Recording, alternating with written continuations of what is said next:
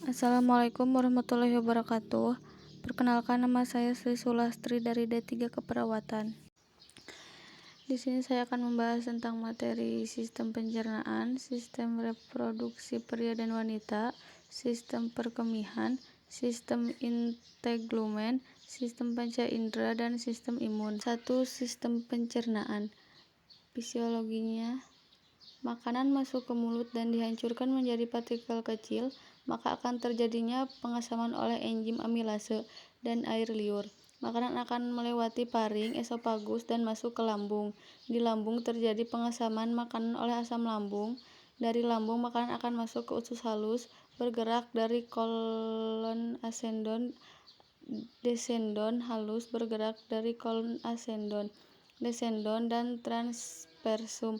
Maka yang terjadi adalah penyerapan protein, vitamin, mineral, karbohidrat, dan lain-lain. Maka makanan akan masuk ke usus besar, akan melewati duodenum, ileum, yeyunum, dan terjadi penyerapan cairan secara besar-besaran atau menyeluruh. Sisa metabolisme dan masuk ke retrum.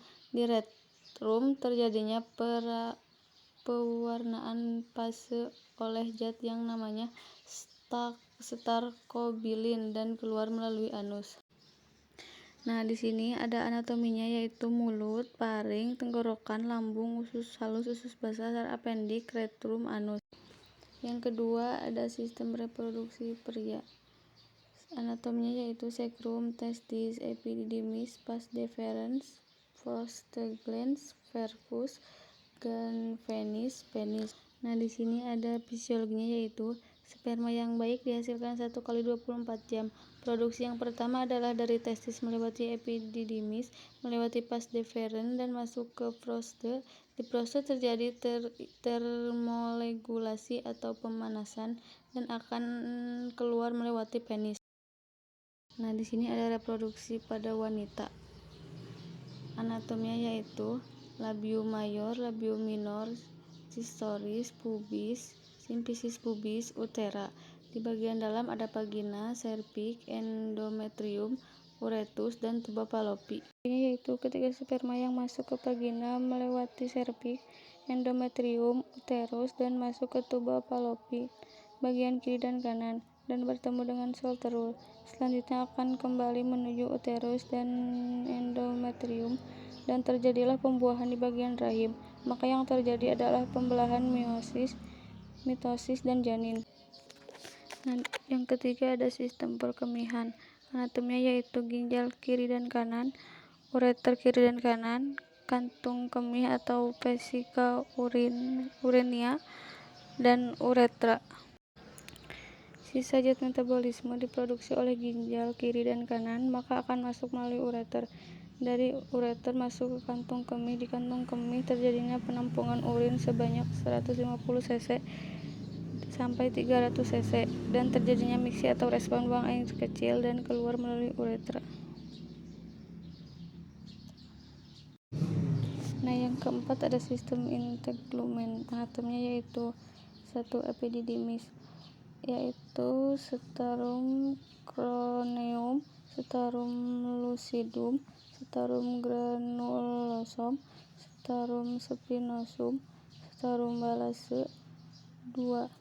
Dermis, pars papilar, pars retikuler. 3. Subkubis.